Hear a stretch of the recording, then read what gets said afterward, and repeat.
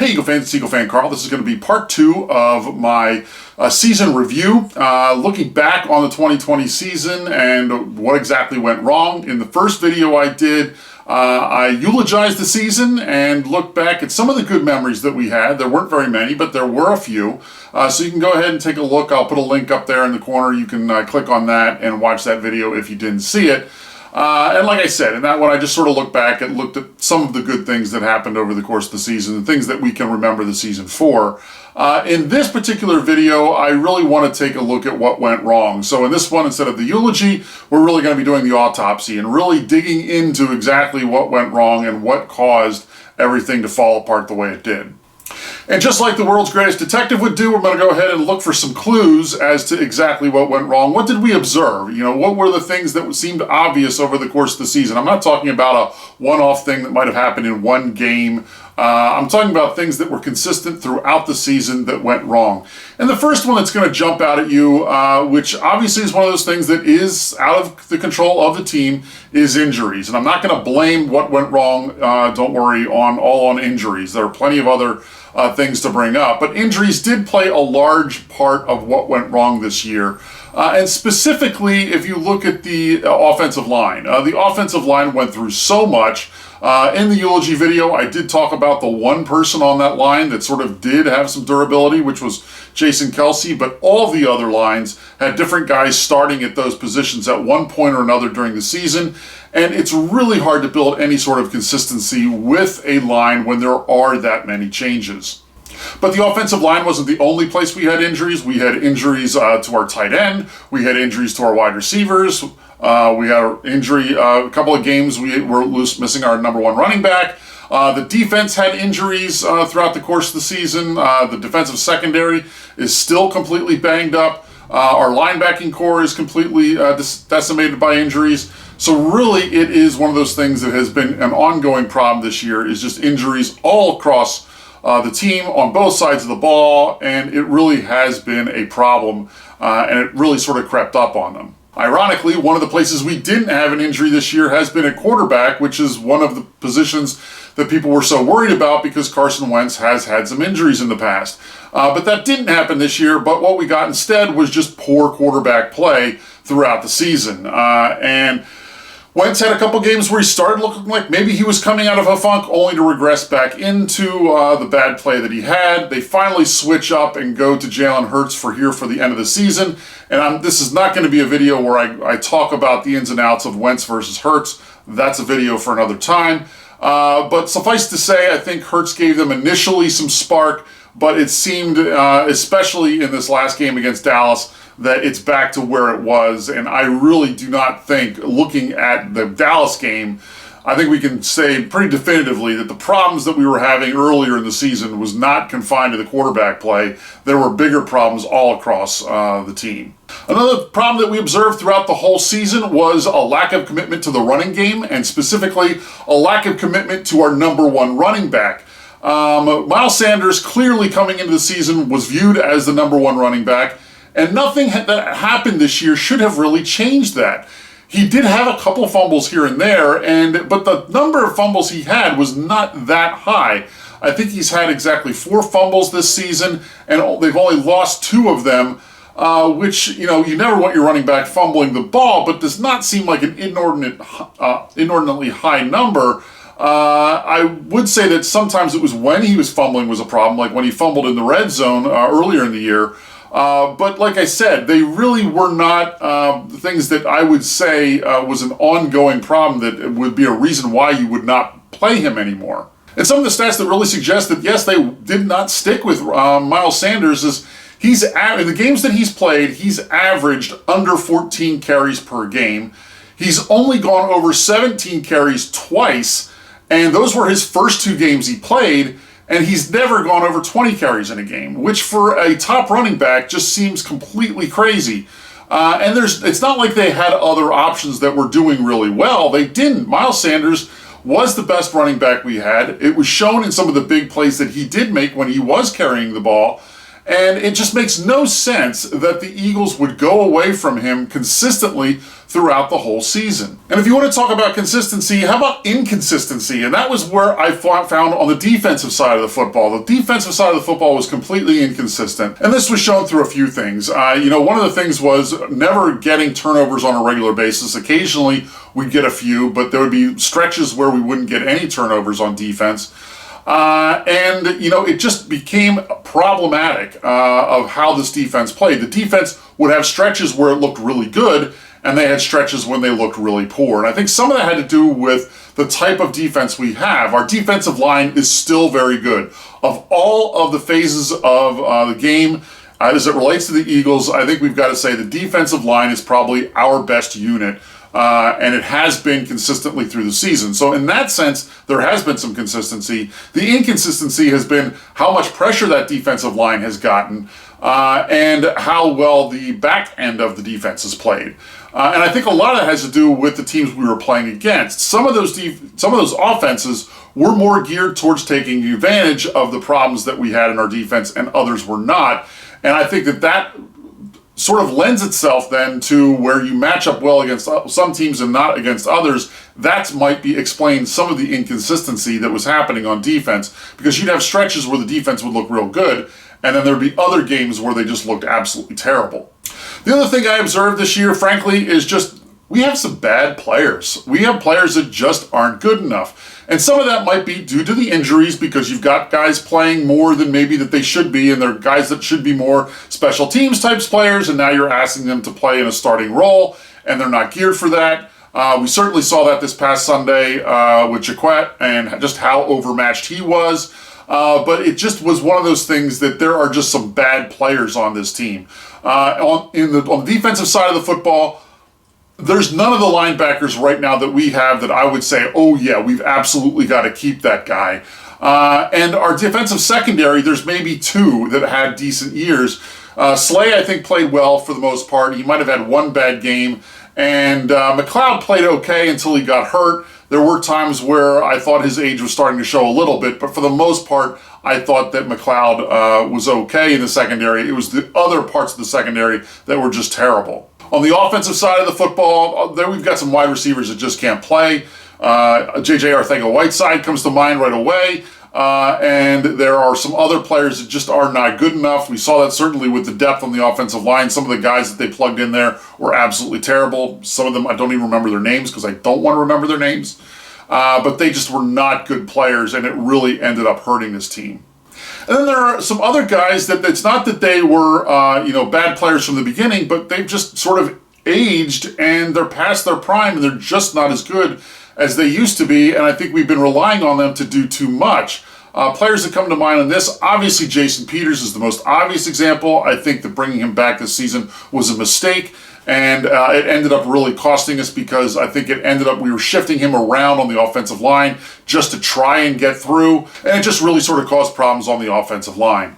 Other guys that I think really sort of were not playing as well as they used to. Alshon Jeffrey is an obvious example. Another example of a guy who gets hurt, can't play, and then when he does come back, it seems like he's a waste of a roster spot. I don't know why they were dressing him towards the end of the year.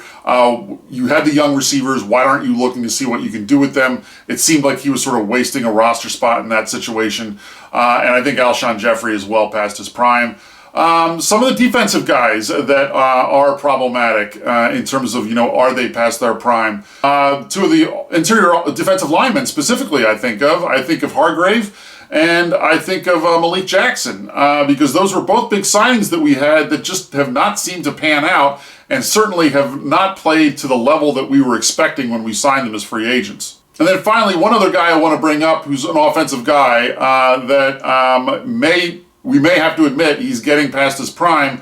I don't know if it was because of the contract at the beginning of the year, but Zach Ertz just did not look like himself this year. Some of that might have been the problems that the quarterback play was having, and it also might have been the fact that defenses were just trying to take him away because they knew he was the one person that could hurt you on a consistent basis.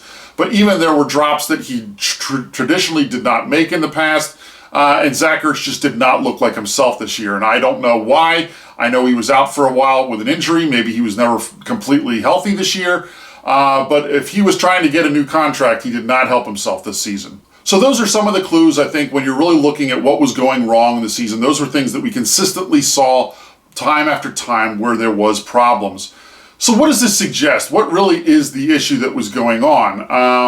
Is it bad players or is it something else? And in the case of the bad players, I don't want to go into a lot of detail on the quarterback position, but I do think in the instance of the poor quarterback play, like I said, I think we've now seen with Hurts not having quite as good of a game against Dallas, that I think it was other problems going on. The offensive line play was terrible. I think at the point in the Green Bay game when it really got to a critical point, I think with Wentz, there was one play specifically where I remember Wentz seemed to dump out of a play quicker than he should have because it was clear Peters got hurt on the got beat on the inside. And as a result, Wentz just sort of tried to get out of the situation. And because of that, I think it really just sort of speaks to the fact that he was seeing ghosts at that point. I don't think he had any confidence in the offensive line, and I think it just ended up becoming a problem for the team when you got to that point. Now that you've got Hurts in there, he didn't have those same, fears maybe, and as a result, I think he was able to have some success, but now some of that stuff has started breaking down around him, and we're starting to see some of those same problems manifest themselves with him. So I think that a lot of it had to do with what was going on around both of the quarterbacks, and I just really think that it is problematic for this team going forward as it relates to the quarterback position, because now you've got a mess on your hands as to what you're going to do. But ultimately, I think a lot of this has to do with the fact that the inconsistency on the offense was the fact that the offense really never had an identity. And when I say that, what I mean is if you think of the teams that are going into the playoffs right now and what their identity is, you can usually name a couple players that you're like, yeah, those are people you really got to shut down on that team, and you know what they're going to do. And it's one of those things that if a team is good enough at something, you can know what's coming and still aren't able to stop it. If you watched any of the game the other night with Buffalo and New England, now granted, New England is not the team it used to be, but it was clear Buffalo was able to do whatever it wanted, regardless of what New England was trying to do. And Buffalo has a very clear identity on offense. They're able to throw the ball all over the place. They have several receivers that can make plays. Josh Allen has become a much better quarterback and is actually throwing the ball very accurately and is very difficult to stop. And then they do have a running game they can rely on from time to time. You look at the obvious example, the Kansas City Chiefs. What's their identity? Their identity is we're so fast, try and stop us. And just when you think you've tried to stop us with our speed, guess what? We've also got Travis Kelce, who now if you're putting all your defensive backs on them, try and stop Travis Kelce with a linebacker, good luck with that. So it's very clear when you've got teams that are really good like that, what their identity is. So a lot of those teams have identities. What was the Eagles' identity on offense this year? It was run the same few plays over and over again and hope maybe one of these times it works. The run-pass option has become something that I think the league has caught on to as it relates to Doug Peterson, and Doug does not seem to be able to move off of it. As for the defensive side of the football, I think the biggest problem there is we're just too rigid on defense. Once again, Schwartz has his scheme that he wants to run, and he just does not vary from it enough. And as a result, that's what makes some offenses able to take advantage of the system. And if our biggest strength is our defensive line and getting pressure with our defensive line and not having to blitz, guess what the easiest solution to that is? It's having quick passes that you're able to complete quickly to your wide receivers, getting out of the quarterback's hand and letting your playmakers make plays. And when you've got your defensive backs playing 5-10 yards off the line of scrimmage, guess what? It's not hard to run those kind of patterns. So I think that Jim Schwartz's system is just terrible, and he's never adjusted when teams have started doing that. Every once in a while he'll play press coverage, but he does not play it on a consistent enough basis, and it drives me nuts every time I see it. But coaching isn't the only problem on this team. There are other problems on this team as well, and specifically, one of the things that I think has become problematic has been the talent evaluation. And that's done through two different things. Number one, it's evaluating your own talent, and it's evaluating other talent. And in terms of evaluating our talent, I think the problem has been that there are, in many cases, older players that we have hung on to for far too long. In some cases, it's worked out. Jason Kelce and Brandon Graham and Fletcher Cox are probably good examples of where it has worked out. But in other instances, it hasn't.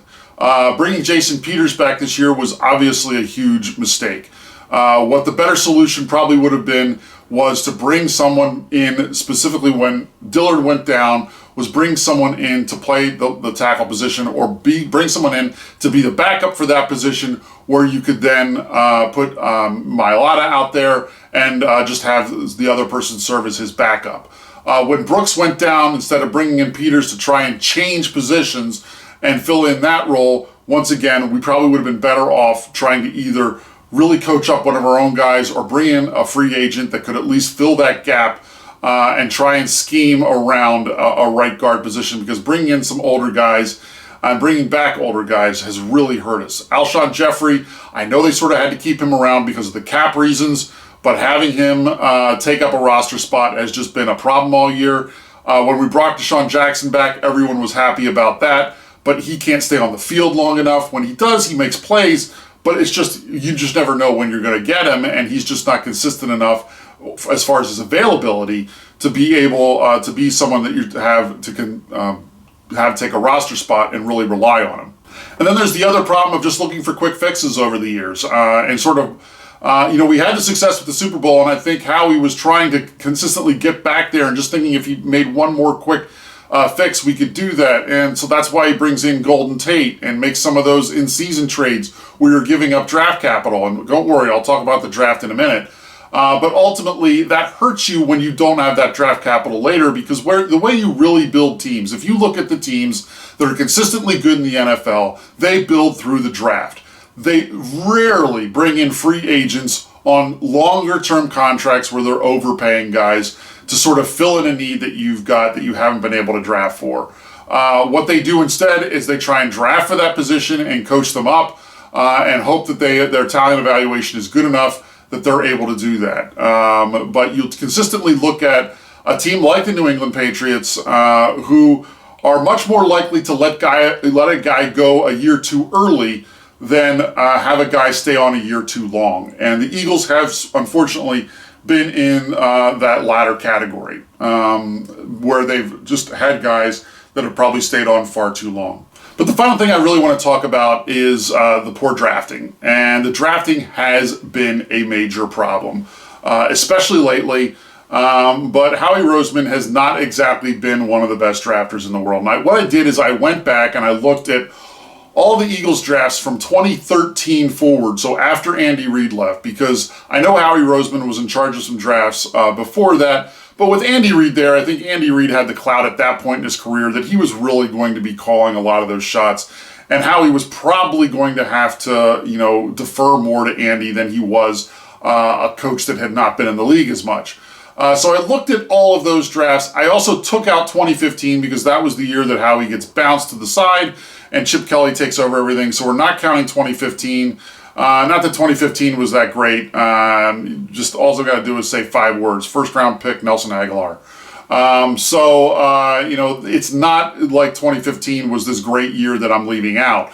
But if you look at the years that Howie Roseman has had control of the draft and looked at how those players have done, it's not that great. And what I want to do is I want to take a look at those years, and I'm not going to go ahead and go through every individual pick and grade it.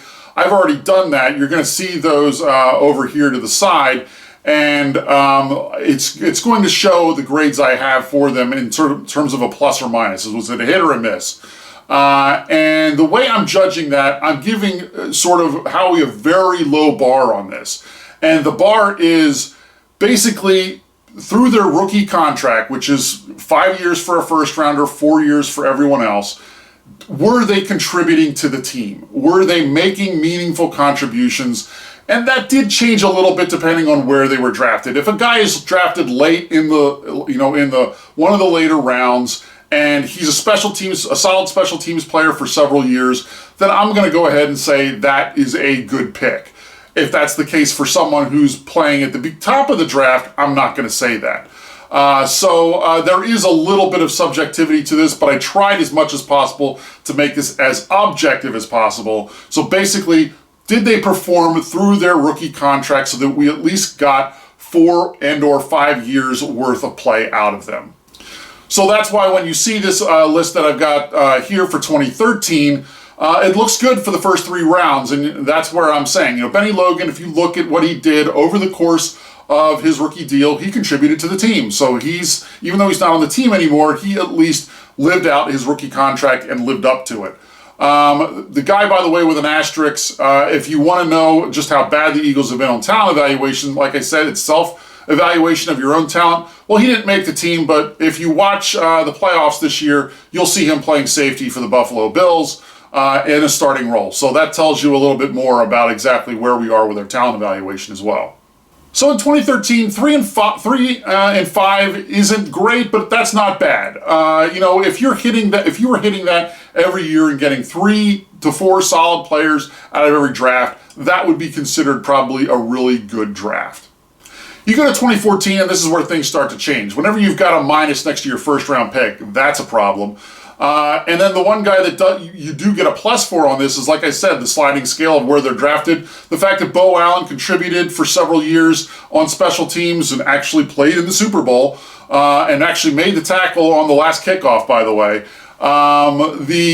Those kind of things are, that's problematic, where your 2 pluses are a second round wide receiver who was okay and he lived out his rookie deal, and a guy who was contributed on special teams in a late round. If those are the only guys you got out of this draft, that's bad. And by the way, Jordan Matthews, like I said, that's a generous plus based on the scale I'm using. A few picks after him, the Green Bay Packers took a guy by the name of Devontae Adams. So there's a wide receiver taken after Matthews who's still playing at a Pro Bowl level for his team. So we're going to go ahead and skip over 2015, like I said, and go right to 2016. And 2016 is actually not a bad draft. And before people give me grief about giving a plus next to Carson Wentz's name, I would remind you that, other than the first year that we looked at, 2013, he's the only Pro Bowler that you're going to see of any of these guys. He made a Pro Bowl in his second year in 2017 and was an MVP candidate. So you've got to list him as a plus, despite the fact that he's had a bad year this past year.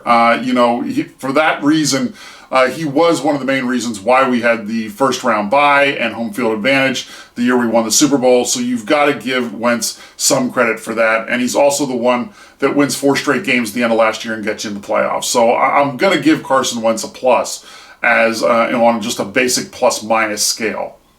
If you look at this list, Sayamalo and Jalen Mills obviously are still contributing on this team. Vaitai, obviously, I would consider him a plus because he did step in and he played in that Super Bowl run and was our starting left tackle all through those playoffs when Jason Peters went down about halfway through that year. So overall, I think you've got to give Vaitai a plus as well, and he did make it through his rookie contract and contributed as a result. And I certainly would have much rather had him as a backup this past year than the guys that we did have. We move on to 2017, and this is where it really gets scary. If you look at these numbers, and if you look at the 2 guys I did give pluses to, that's scary because I'm only giving them pluses because they're still on the team and they're still somewhat contributing. Gary is a big question mark. If he were a special teams player, I'd be okay with him, especially considering where they drafted him. But the fact that they've tried to use him as a starting linebacker, I think has been a problem and was a major problem early in the season.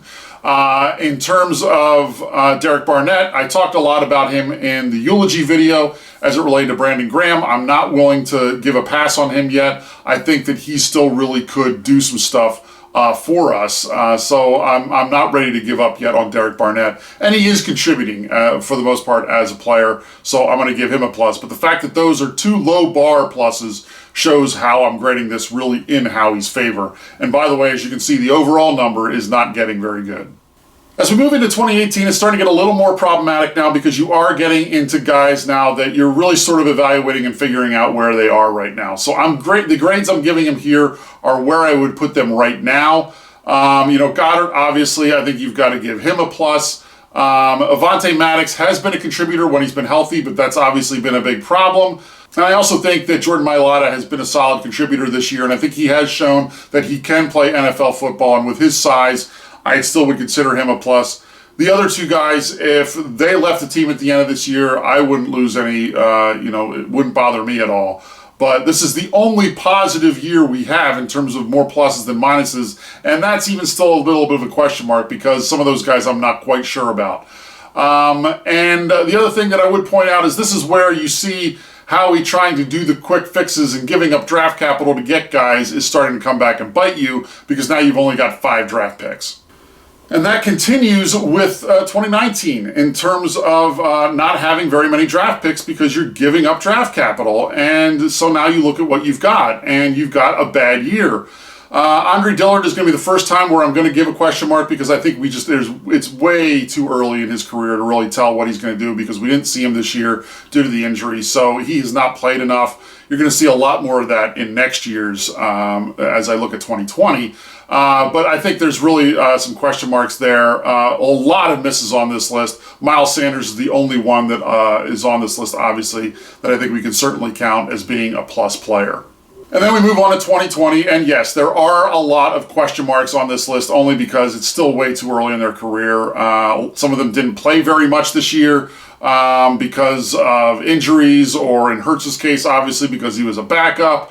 So there's just some real question marks as to exactly how good these are. The only plus I've got on this list is Driscoll, because I liked what I saw from him. I think he's certainly good enough to be a backup guy that if a guy like Lane Johnson does go down for a couple games and we've got to plug in Driscoll, I'd feel confident doing that. So for that reason, I think that's that's the one reason I would give him a plus. As it relates to the minuses on this list, the last 2 guys aren't even on the team anymore, so they're obviously minuses because they're misses. And the other 2 guys, I'm counting as minuses because they were drafted in positions where those positions were struggling this year and those guys still couldn't get on the field. Now, I know Taylor's been hurt since, but even earlier on when he was on the team, he wasn't able to get any measurable snaps. So I think that's really problematic when you've got those 2 areas, linebacker and secondary, that are that banged up, and you've got these guys you drafted and they can't get on the field. That says something about their level of play. So there you go, 16 pluses and 29 minuses is, that's a sort of a scary looking number. It's about 35%, which is not great. It's probably, I would say it's probably a little below average for the league. By the way, that's a very low bar that I was setting, if you remember, for, what I considered a plus. So I think as a result of that, I've got to consider mostly that this was, that Howie Roseman has just not been a very good drafter over the years. So once again, as a recap, my factors for what went wrong this season is really 4 different factors. Number 1, not having any identity on offense. Number 2, being too rigid on our defensive scheme. Number 3, holding on to some players for far too long and trying to get some quick fixes. And number 4, just bad drafting. So I think that all of that is contributed to where we are right now. And this is not, by the way, this goes beyond just the 2020 season. This goes for where we're going forward as a team. And that whole thing of this is the new norm is looking further and further away as for where we are. It's for that reason that I've said it before and I'll say it again. I think that this team needs an overhaul in the leadership of what's going on. If it were me, I'd be getting rid of the head coach and the general manager. And I'd be looking for someone that's got a better track record with talent evaluation. And for the coach, I'd be looking for someone who works well with quarterbacks that can either build your young quarterback up or rehabilitate your older quarterback, whichever direction you decide to go. And like I said, that's a video for another time. I certainly have strong feelings about which way I would go with it, but ultimately I think that you've got to bring a coach in here that can work with one of those 2 quarterbacks to really have them be the franchise quarterback for the next 10 years, so you're not joking around with this whole idea of a quarterback factory. So there you go, there's my autopsy, my report of what I found. In terms of what my final conclusion is, what's my cause of death for the 2020 season? Well, my cause of death is going to be failure to win enough games to qualify for the playoffs, brought on by roster mismanagement and ineffective coaching. That is my finding. Let me know what you think, though. Would you find another cause of death for this season? And what would you say that the failure to win was brought on by. Do you blame it more on the players? Because I'm blaming it on the management and the coaching. So let me know in the comments below what you think.